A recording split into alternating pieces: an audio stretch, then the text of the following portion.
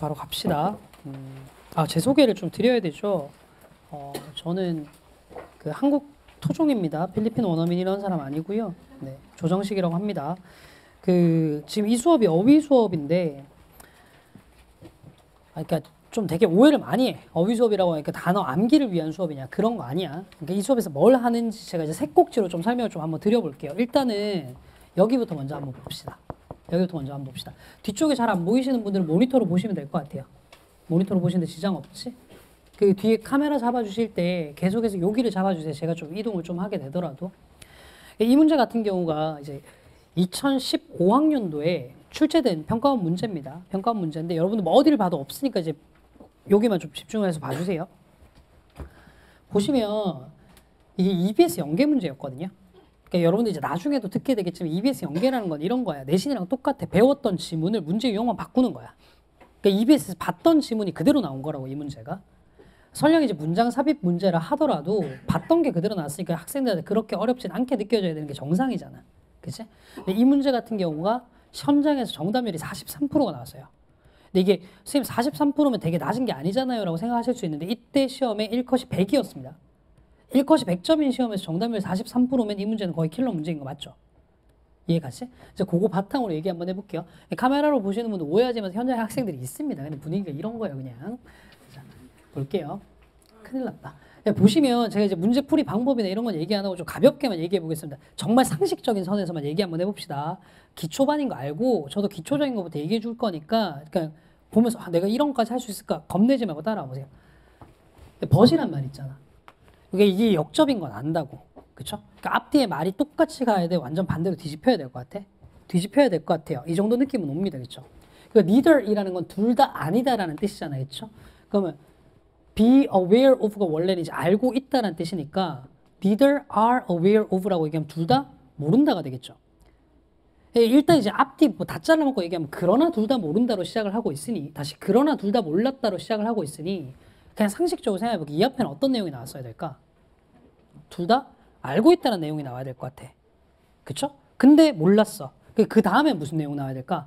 모른다는 내용이 나와야 될 것 같다고. 그러니까 이제 뭔지는 모르겠지만 여기서는 뭔가를 알고 있다는 내용이 나와야 될 것 같고, 이 다음에는 알지 못한다는 내용이 나와야 될 것 같거든요. 됐죠? 근데 이 문제 실제 정답이 뭐였냐면 여기에요. 정답까지 찝어주고 갔습니다. 그 다음에 보니까 있잖아. 자, 실제로도 보니까 not knowing, 알지 못한다는 내용이 나왔다고. 연결이 되게 괜찮잖아. 이렇게 뻔한 문제인데 애들 왜 이렇게 정답률이 낮았을까? 딴 거 없고 이것 때문이었어요. 서스펙트 무슨 뜻입니까? 의심하다. 이 정도는 알잖아. 그냥 한국에서 영어 교육 받은 애들 이 정도는 다 한다고 고3이 의심하다. 자, 그럼 이거 해석 한번 해볼게. 연구자들은 의심했어. 맞죠? 자, 뭐라고 의심했니? 운전자들과 pedestrian, 보행자들이죠. 둘 다 더 잘 안다는 걸 의심했어. 다시, 운전자들과 보행자들 둘 다가 더 잘 안다는 것을 의심했어. 안다는 얘기야, 모른다는 얘기야. 이게 쉽게 안다는 얘기를 안 보이는 거죠.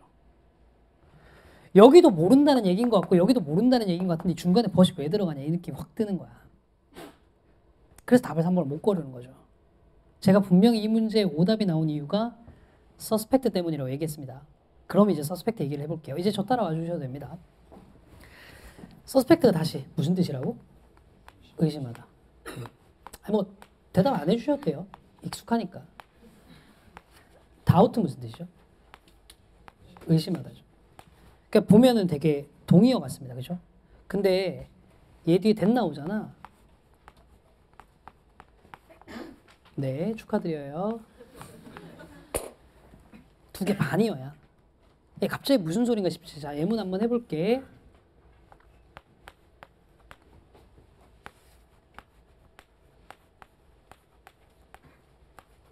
이렇게 적어보자.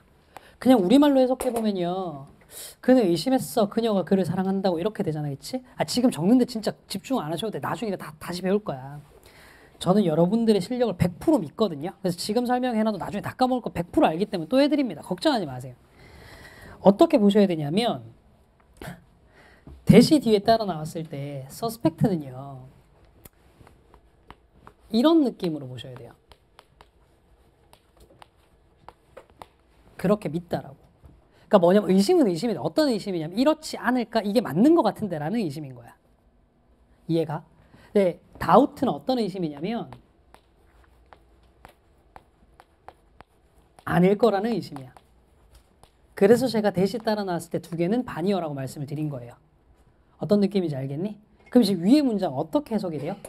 그는 믿었어. 뭐라고 믿었니? 그녀가 그를 사랑한다고 믿은 거야. 그 어떤 사랑인지 알겠어? 이런 거야. 얘 약간 미친 애야. 이 여자는 이 남자한테 사랑한다는 얘기 한 적이 없어. 그냥 가다가 눈 몇 번 마주친 게 다고 인사하고 그냥 한번 웃어줬던 것 뿐이야. 근데 얘가 완전 표현이 좀 거창하고 좀 세긴 한데 못 쏠 찐따였던 거지. 그래서 보고 좀 여자 좀 웃어주니까 얘가 나 좋아하지 않을까라고 혼자서 의심하고 있는 상황인 거예요. 이게 서스펙트의 느낌이야. 느낌 오니? 다우트는 반대 상황이야. 무조건 아닐 거라고 생각하는 거라고. 사랑한다고 계속 고백을 해. 근데 아닌 것 같은데요. 의처증인 거죠. 그러니까 느낌 확 다른 거 알겠죠? 그래서 여러분이 있잖아요. 서스펙트 다음에 대시 나왔을 때는 믿다라고 처리할 줄 아셔야 돼요. 근데 이게 기출이 한 번만 나오냐? 아니? 제가 안 가지고 왔는데 2017학년도에 정답률 23%로 최근 5년 동안의 정답률이 가장 낮았던 문제 같은 경우 33번 문제였습니다. 17학년 수능에. 아예 서스펙트 됐 다음에 밑줄로 통으로 빈칸을 뚫어냈던 문제 같은 패턴으로 나온 적이 있었어요. 이거 평가에서 되게 좋아하는 패턴입니다. 다시 서스펙트 다음에 된다면 어떤 느낌으로 보셔야 된다고요? 믿다로 보셔야 된다고. 문장 다시 볼래 그러면 이 문장? 연구자들은 믿어요. 뭐라고 믿니? 운전자들과 보행자들 둘 다 알고 있다고 믿은 거야. 근데 여기 다음 문장 보니까 뭐라고 돼 있어? 몰라. 그래 내용 바뀐 거 맞지? 그래서 버시 여기 들어가야 된다고. 이렇게 생각하면 되게 쉬운 문제가 맞잖아. 봐봐. 단어 하나가 가지고 있는 역할이 얼마나 크냐고. 그거 배우는 게 이 수업이에요.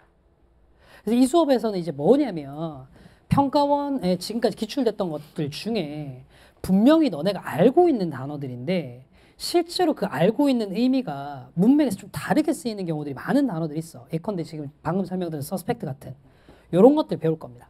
이런 것들 일단 1차적으로 먼저 배울 거예요. 그러니까 아예 처음 보는 단어를 배우는 수업은 아닙니다. 그 다음에 이제 두 번째로 어떤 걸 배울 거냐면 첫 번째로 제가 서스펙트처럼 여러분들이 이제 의미를 좀 오해하는 어휘들 배울 거라고 말씀을 드렸어요. 자, 두 번째로 뭘 배울 거냐면 이런 건데 제가 이제 뭐 이런저런 수업을 하거나 뭐 그 최근에 제가 이상한 걸 했어요. 뭐 콘서트라고 이상한 걸 했는데 거기서도 똑같이 좀 말씀을 좀 드리는 건데 우리 좀 이런 얘기를 한번 해봅시다. 이 단어 잘 아시죠? 그쵸? 이 명사로 장군 말고 형용사로 무슨 뜻이니? 일반적인 이 정도는 아실 거라고 생각합니다. 뒤에다가 단어 몇 개 넣어볼게요. 일반적인 병원, 그죠? anesthesia 한번 볼까요? 조금 어려운 단어입니다. 마취란 뜻이에요. 일반적인 마취. 클리닝 한번 볼게요. 청소죠. 일반적인 청소. 아니 씨발 누가 이딴 말을 해? 이런 말 하는 사람 없습니다. 근데 이게 되게 뜻이 이상하게 해석이 돼. 이게 왜 그런 의미가 생기냐면 이런 거거든. 일반적인이라는 의미가 틀린 거 아니야. 틀린 게 아니고 우리가 일반적인이라는 말을 들었을 때 머릿속으로 떠올리는 첫 번째 느낌이 딱 노멀한 거, 뭔가 특수하지 않은 거. 이걸 우리는 그냥 일반적인이라고 받아들이고 있는 거라고. 그치?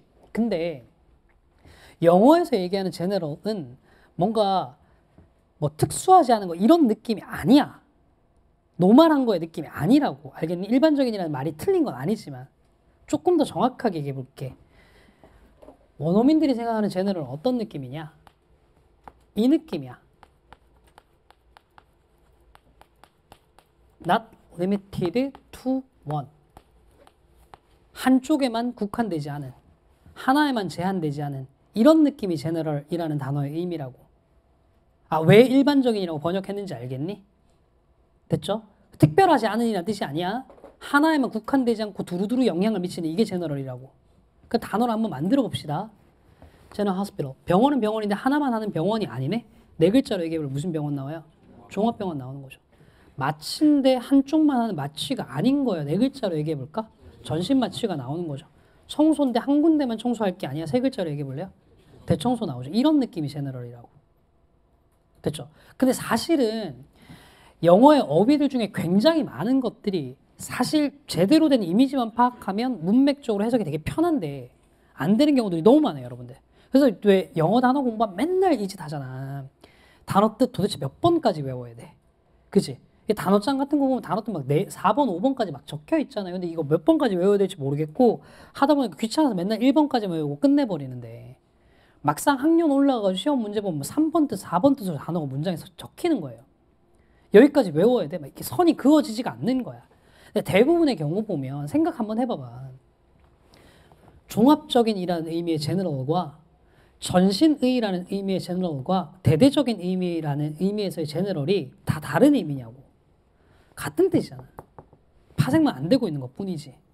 사실 단어 공부의 시작이 여기서부터거든. 그래서 이 수업에서 두 번째로 뭐 할 거냐면 실제로 이렇게 좀 포괄적인 의미를 되게 크게 가지는 단어들인데 여러분들이 모르고 1차적인 의미들만 알고 있어서 해석에 지장을 주는 것들이 있어. 그래서 이미지로 단어의 의미를 확장하는 수업을 할 거예요. 됐죠? 지금 이거 OT입니다. 자, 그 다음에 이제 세 번째로 뭘 할 거냐면 너네 수거 알지? 수거. 그러니까 수거라는 표현들 되게 많이 배울 거야. 그 수거 관련한 얘기들을 할 거야. 자, 예컨대 이런 건데 절평 이후에 애들이 영어 실력이 워낙 엄청나져가지고 좀 이거 아는지 모르는지 잘 모르겠다. 근데 지금 교실 덥지 않나요? 혹시 지금 히터를 틀어놨나? 그럼 진짜 어마어마한 짓을 하신 건데. 원래 이제 이 정도 인원이 있으면 1월 때부터 에어컨을 계속 틀어야 되거든요. 너무 러셀하신 것 같은 느낌인데. 자, 어쨌든 자꾸 이제 오해하시면 안 되죠. 러셀 되게 좋아합니다. 자, bring up 한번 볼게요. 이게 무슨 뜻입니까? 그게 기르다 양육하다가 나와요. 틀린 의미는 아닙니다. 근데 그렇게 알고 계시면 해석이 깨지는 경우들이 있다고. 잘 봐봐. 이런 문제 해볼게. 아까 히 나왔으니까 이거 쉬 한번 써봅시다.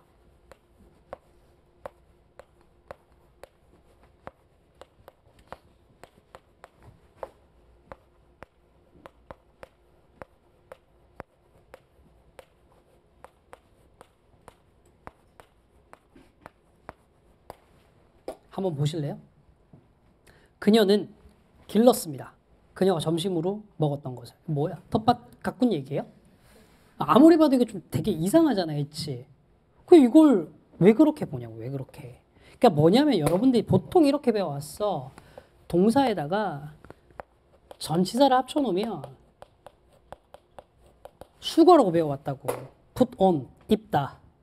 take off, 이륙하다. 맨날 이렇게 배워왔다고. 그러니까 이제 이런 문제 해석이 안 되는 거야. 전치사 맨날 뭉개서 해석하고. 쉽게 생각해, 쉽게. 이거 수거 아니야. 그냥 이미 그대로 이해하시면 돼. bring이 뭐야? bring. 가지고 오다죠. up이 뭐예요? 위로죠. 그럼 bring up 뭐예요? 위로 가지고 오다예요. 그럼 직역 그대로 해볼게. 그녀는요, brought up 했어. 어떤 느낌인지 알지? 위로 가지고 온 거야. 근데 뭘 위로 가지고 온지 봐봐. 점심으로 먹었던 거. 자, 점심으로 먹었다? 이걸 위로 가지고 왔다. 이게 뭐 한 거예요? 네, 토한 거예요. bring up 토하답니다. 이 맥락에서는요. 그러니까 보면요, 여러분들이 이제 보통 수거라고 알고 계시는 많은 것들이요. 왜 수거로 갖고 문장에 적용했을 때 적용이 안 되냐면 얘들의 의미를 제대로 생각을 하지 않아서 그래. 무슨 말인지 아시겠지? 그래서 이 수업의 이제 세 번째 꼭지가 뭐냐면 전치사가 가지고 있는 다양한 의미 파악이에요. 그래서 소위 얘기하는 이제 수거라는 것들이 사실은 실제로는 수거가 아니고 단어가 가지고 있는 의미 자체로도 파악이 될 수 있다는 걸 좀 보여드리려고 하는 거예요. 아시겠죠? 그러니까 오해는 하지 마세요. 이 수업을 통해 가지고 수능에 있는 어휘를 다 커버할 수 있는 아니요. 기껏 해봐야 앞쪽에서 1, 2번 파트 정확하게 이게 책의 챕터 1이고 이게 챕터 2이긴 한데 이쪽 다 합쳐가지고 어휘 50개 다룰 거고요. 전치사 31개 다룰 겁니다. 81개 가지고 수능에 있는 어휘를 어떻게 다 다룹니까? 그거 아니고 여러분들이 이제 기본적으로 의미를 확장해야 될 것들인 단어들만 다 모아놓은 거예요.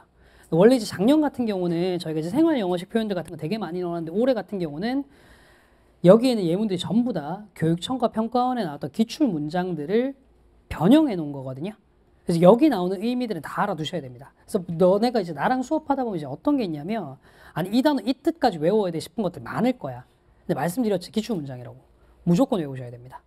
아시겠죠? 자, 그거 전제로 깔고 조금 쉬고 돌아와서 본격적으로 1강 가도록 할게요. 다시 한번 우리 수업 때 뭐 배운지 잘 봐놓으세요. 이미지로 의미 확장하는 것부터 1강에 시작하도록 할 겁니다. 아시겠죠? 자, 5분만 쉬다가 돌아오도록 하겠습니다. 쉬세요.